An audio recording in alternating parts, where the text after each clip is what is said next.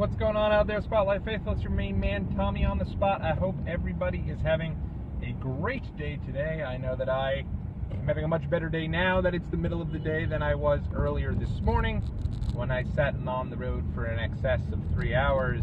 Thank you so much, New York City Public Schools. Welcome back. In any event, today on the Wrestling Drive, I am going to be discussing the Cruiserweight Classic, which wrapped up its quarterfinals yesterday and will be kicking off the semifinals and finals of that tournament next week on a live special on the WWE Network as I readjust myself there. But yeah, I am excited as all hell for that. Going to be awesome. Before we get to that, though, I did want to just quickly make a quick announcement, and it's an exciting one. At least I hope so. If you're a fan of thedailyspotlight.com, if you support what I do over here on thedailyspotlight.com, on the official YouTube page, I've always been looking for new ways to create more content, and we're going to be able to do that in the upcoming future, real soon actually, starting this afternoon. That's right, on my commute home, I will be launching the first edition of, wait for it, hang on, build the anticipation, drum roll please, that's a bad drum roll. The Football Drive, that's right. We are going to be launching the Football Drive right here on the YouTube page. Obviously, the NFL season kicks off tonight on, I believe it's CBS? I'm not too sure, but it's a rematch of the Super Bowl. The Carolina Panthers coming into Denver to take on the Denver Broncos. And, that's really the underlying good thing that comes with the end of summer is, in fact, the start of football season. I'm a big fan of it, and we're going to be doing the Football Drive twice a week, Thursdays and Fridays, to get you set for all the week of action. On Thursdays, starting today, we're going to be taking a look at the NFL Survivor pools. A lot of people do these. They're a lot of fun. I've been doing them for years. This is the first year that I've actually started my own little Survivor pool for my friends and fam. And yeah, so that hopefully they won't watch this edition of Football Drive, because I'll be giving away some of my strategy and how to play this, because there's definitely strategy involved, but it's also important not to overthink yourself. So we'll be getting into all of that later today, and then tomorrow we'll continue with the Football Drive when we take a look at the top picks against the spread.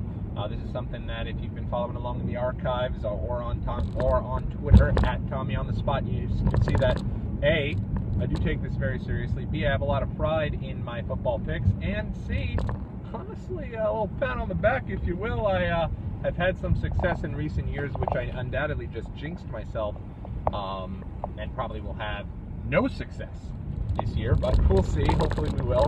And the best part about it is you get all of these picks for free. A lot of people pay good money, a lot of good money, to get picks against the spread, but right here we'll give them to you for free. 7 games against the spread, and all the primetime games will be picked at some point, so they might not be as a part of the picks, but they'll be on the dailyspotlight.com, which when you're viewing this, you can actually go ahead and take a look at the pick against the spread for the Thursday night game, the big rematch tonight, as we spoke about, with the Carolina Panthers and the Denver Broncos, as I parallel park like a son of a gun. Wow, what a great job on that. In any event, let's get in now to the Wrestling Drive. I will clock this at about 3:30, so that if anybody is viewing this, I can put this in the little caption of when you can skip to. So about 3:40 now. The Cruiserweight Classic will be wrapping up next week on the WWE Network. Last night, Zack Sabre Jr. and TJ Perkins will be joining Grand Metalik and Kota Ibushi respectively, and having the semifinals matches on the network. They should both be very, very good. I've loved this tournament, honestly, having all the different superstars from around the world. The Cruiserweights, literally the best Cruiserweights around the world, other than the Amazing Red, who I do know got hurt prior to being able to join the tournament this year. But really, it's just been a lot of fun to see all the different styles of wrestling.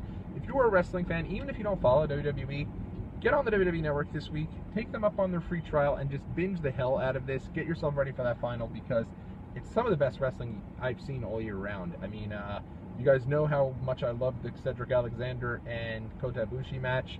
The DIY guys, Johnny Gargano, Tommaso Ciampa, they had an unbelievable match in their match. Really, all the matches have just been great. And it's been a fun little tournament. What I will say about these last 4 guys is there really isn't that guy to kind of get behind. That underdog story, a guy like a Richard Swann, for example, that was a guy I would have loved to have seen take the match yesterday, because he's a guy that the crowd has gotten you know, really behind with the "Can you handle this?" You know, would have been nice to see him get into the finals, the semifinals there, to have that guy to get behind. Obviously, my pick and really the MVP of the entire tournament has been Brian Kendrick. I mean, who would have thunk when they announced that Brian Kendrick was coming back? I mean, I was excited. I love Brian Kendrick. I had the Here But We're Not All There t-shirt with him and Paul London. But, you know, who would have thunk when they were announced as the veterans coming back, him and Tajiri, both of them would have great matches. And Kendrick really just, the stuff with him and Daniel Bryan has been the story of the tournament. If I was Monday morning booking, I guess, on this, I'd go back and I would have probably put Brian Kendrick all the way in the semifinals against Kota Ibushi. You don't want Kota to win. That's totally fine. I mean, if you don't want Brian Kendrick to win the whole thing, I get you want to kind of premiere somebody who might be around. But hey, Brian Kendrick's only 37, and Shawn Michaels, as someone on the F4W boards pointed out, when Shawn Michaels returned in 2002, he was 37. So maybe this is the career resurgence that Brian Kendrick needed. I sure hope so. He's just been fantastic, and really the Cruiserweight Classic in general has just been great. And I will get into my picks as we approach next week. I gotta hold off a little bit. And on the Wrestling Drive tomorrow, speaking of picks and predictions, we'll get into the predictions for the Backlash show, which I actually think is going to be a pretty good show this weekend. So, big weekend for WWE fans, especially folks who have the network. You have Backlash this Sunday, then you have the 2-hour live special for the Cruiserweight Classic. Some of the best cruiserweights, again, in the world. Zack Sabre Jr. and Kota Ibushi, both there. Grand Metalik has also looked phenomenal. And TJ Perkins is a guy, not only is he great, but he's been around for a long time. He was Manic in TNA. He still goes by, I believe, Mascara Manic is his Twitter. So, giving him the free pub there. He didn't even ask for it, but we gave him the free pub right here on the Wrestling Drive. So, it's going to be a good little ending to the tournament. And again, it's cool to kind of see these things happen, take place, extra content for the network, and something that's completely different from what you're seeing on Monday and Tuesday nights. So, anyway, check those out, and we will talk to you guys again real soon right here on the Wrestling Drive, and I'll be back later today with the premiere edition of the Football Drive. Thank you so much for all the support, guys. Double thumbs. I'll talk to you later.